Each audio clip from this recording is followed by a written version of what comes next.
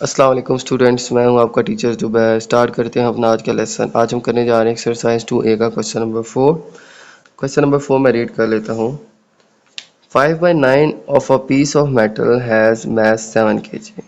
हमारे पास 5/9 piece of metal है तो उसका मास जो गिवन है वो है 7 kg। ठीक है।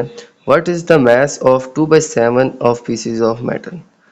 फिर आपने बताना है कि अगर हमारे पास पीसेस 2/7 हैं तो उनका मास क्या होगा। ठीक है। एक तरफ है यहाँ पे पीसेस ऑफ मेटल और दूसरी तरफ है उनका मास। ठीक है, तो मैं लिख लूँगा पीस ऑफ मेटल और दूसरी तरफ है इनका मास। ओके, अगर हमारे पास पीस ऑफ मेटल है 5/9 तो उसका मास है 7 kg। ठीक है, और इसी तरह से अगर पीस ऑफ मेटल है 2/7 तो उसका मास क्या होगा वो हमने फाइंड करना है। ठीक है, मैं रिपीट कर लेता हूँ। एक तरफ लिखेंगे पीस ऑफ मेटल, दूसरी तरफ मास। अगर पीस ऑफ मेटल है 5/9, मास है 7 kg, और अगर 2/7 हो जाए पीस ऑफ मास तो उसका मास क्या होगा ये हमने फाइंड करना है।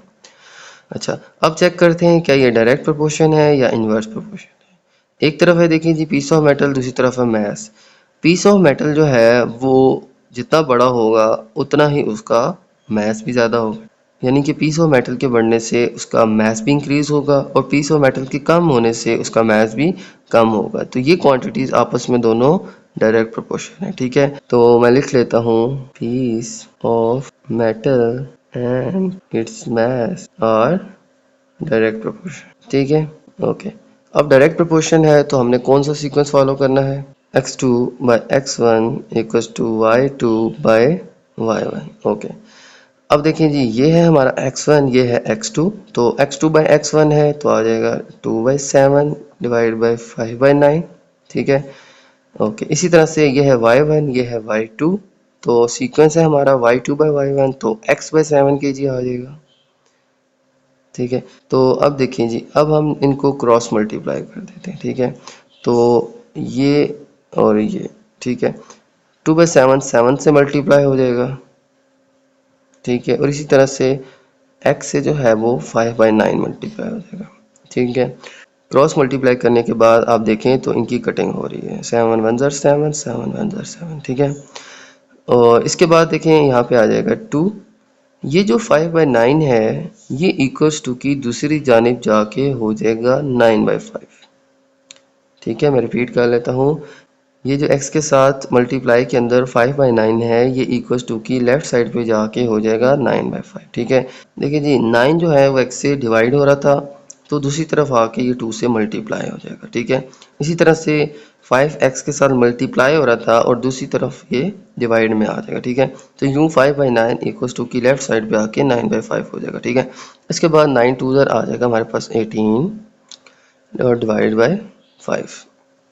ठीक है, तो इसको मैं मिक्स नंबर फॉर्म में लिख लेता हूँ। ठीक है, 5 और 18 इनको डिवाइड करते हैं, 5 3 ज़ा 15 और रिमाइंडर आ जाएगा 3। ओके, इसको हम मार्क कर लेते हैं एंटी क्लॉकवाइज, और एंटी क्लॉकवाइज मार्क करने के बाद हमारे पास आंसर आ जाएगा x इक्वल्स टू, देखें ये 3 यहाँ पे आ जाएगा, ये 3 हम ऊपर लिख लेंगे और 5 जो है वो नीचे आ जाएगा। ठीक है, यूँ हमारे पास आ जाएगा मास 3/5 kg। ठीक है, अब इन दोनों को हम स्विच कर सकते हैं। ठीक है, साइन चेंज नहीं होंगे इनके। ठीक है, 3/5 kg जो है वो आपका आंसर आ जाएगा। ठीक है, तो ये हमारे पास सोल्यूशन आ जाएगा क्वेश्चन नंबर 4 का। ओके स्टूडेंट, इस क्वेश्चन को मैं रिपीट कर लेता हूँ। सबसे पहले हमें गिवन था पीस ऑफ मेटल और उनका मास।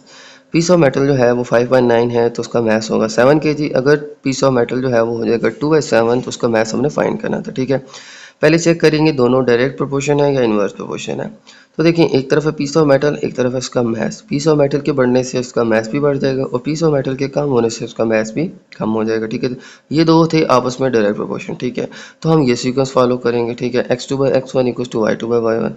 ये था x1, ये x2, तो x2/x1 यानी 2/7 डिवाइड बाई 5/9, और इसी तरह से y1/y2 तो y2/y1 यानी x/7 आ जाएगा। ठीक है, तो इसके बाद क्रॉस मल्टीप्लाई करेंगे, 7 2/7 से मल्टीप्लाई हो जाएगा और 5/9 x से मल्टीप्लाई हो जाएगा।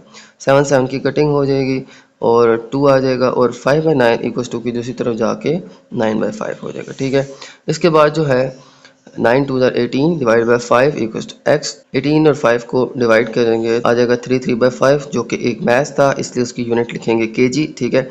और दोनों को स्विच कर लेंगे, साइन चेंज दोनों का नहीं होगा जब दोनों स्विच करेंगे, ठीक है। तो आ जाएगा एक्स 3/5 केजी, ठीक है। तो यूँ हमारे पास आंसर आ जाएगा 3/5 किलोग्राम। ओके स्टूडेंट, चलते हैं नेक्स्ट क्वेश्चन की जानिब। ओके स्टूडेंट्स, मैं क्वेश्चन नंबर 5 रीड कर लेता हूँ। If z is directly proportional to x and z is equal to 12 then x equals to 3, find the value of x when z equals to 18। तो इस question के अंदर हमें पहले से बता दिया गया है कि z और x जो हैं वो आपस में डायरेक्ट प्रोपोर्शन है, ठीक है। तो फर्स्ट पार्ट के अंदर, ठीक है, तो शुरू में हमें वैल्यू गिवन है z की 12 और x की जो वैल्यू है वो गिवन है हमें 13, ठीक है। और फिर आपने वैल्यू x की फाइंड करनी है जब z की वैल्यू चेंज होके 18 हो जाएगी, ठीक है।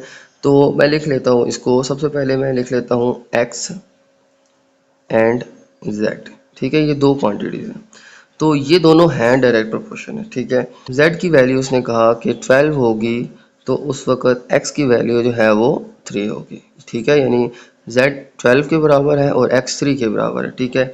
अब आपने x की वैल्यू फाइंड करनी है, तो x की वैल्यू को मैं लिख लूँगा a, ठीक है। और इसी तरह से z की जो है वो वैल्यू जब हमें गिवन है 18, ठीक है। ओके, मैं रिपीट कर लेता हूँ। क्वेश्चन के पहले हिस्से में हमें गिवन था z की वैल्यू 12 और उसके साथ फिर x की वैल्यू थी 3, ठीक है।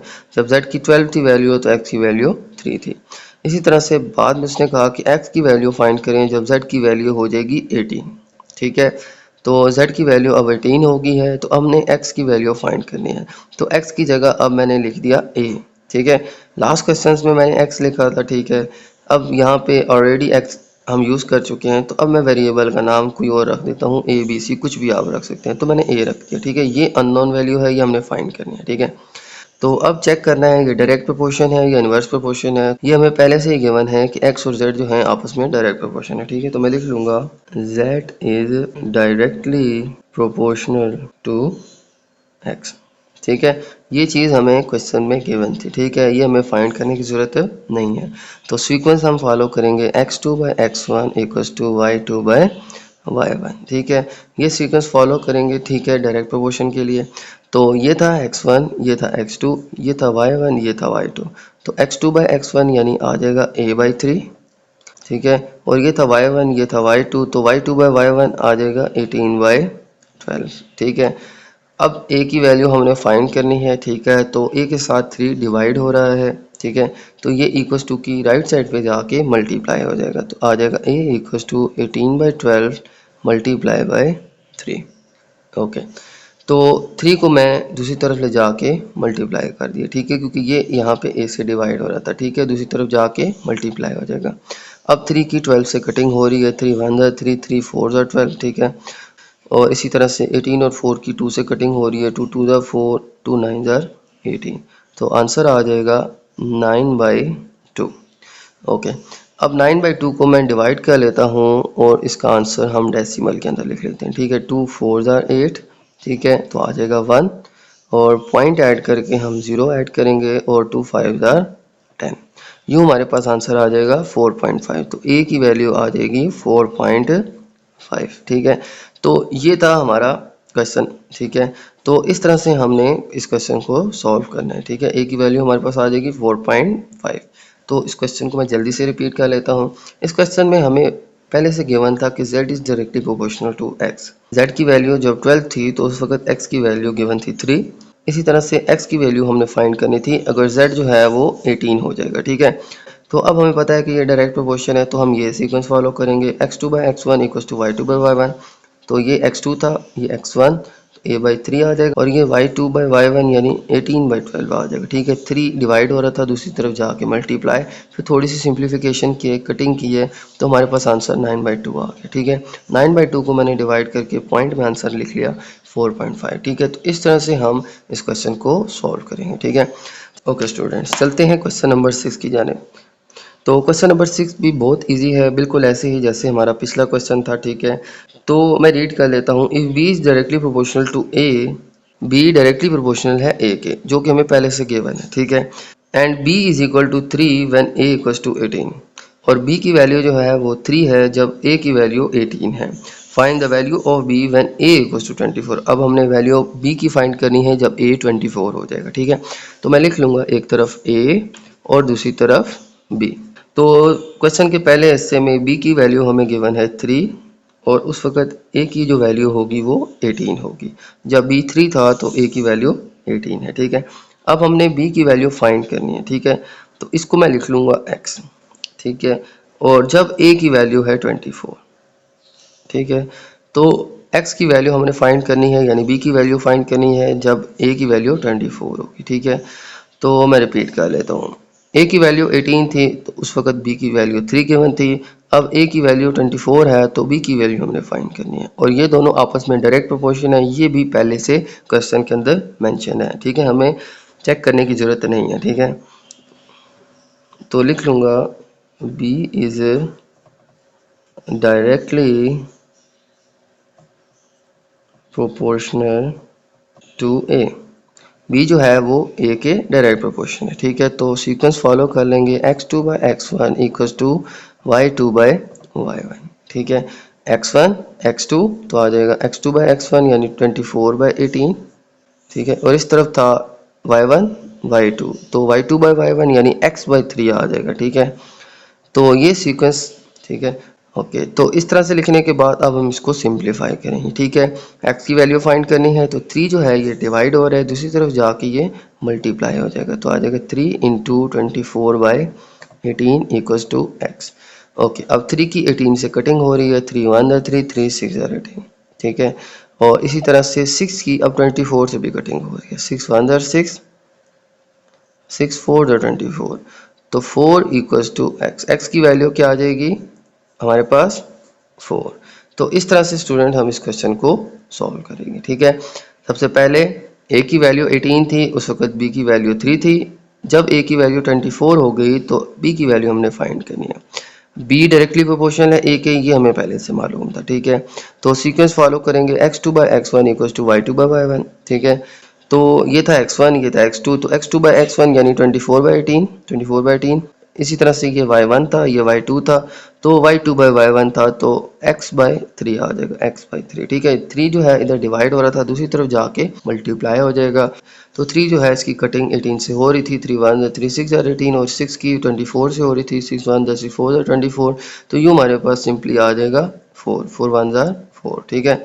तो x की वैल्यू आ जाएगी 4। इनको अगर हम स्विच करना चाहें तो वो भी कर सकते हैं, x इक्वल्स टू 4, ठीक है। तो स्टूडेंट ये था हमारा क्वेश्चन नंबर 6। उम्मीद है आपको इन सब क्वेश्चंस की समझ आ गई होगी, ठीक है। ये बहुत सिंपल क्वेश्चंस हैं, ठीक है। इनकी आप प्रैक्टिस करें तो आपको ये क्लियर हो जाएंगे, ठीक है।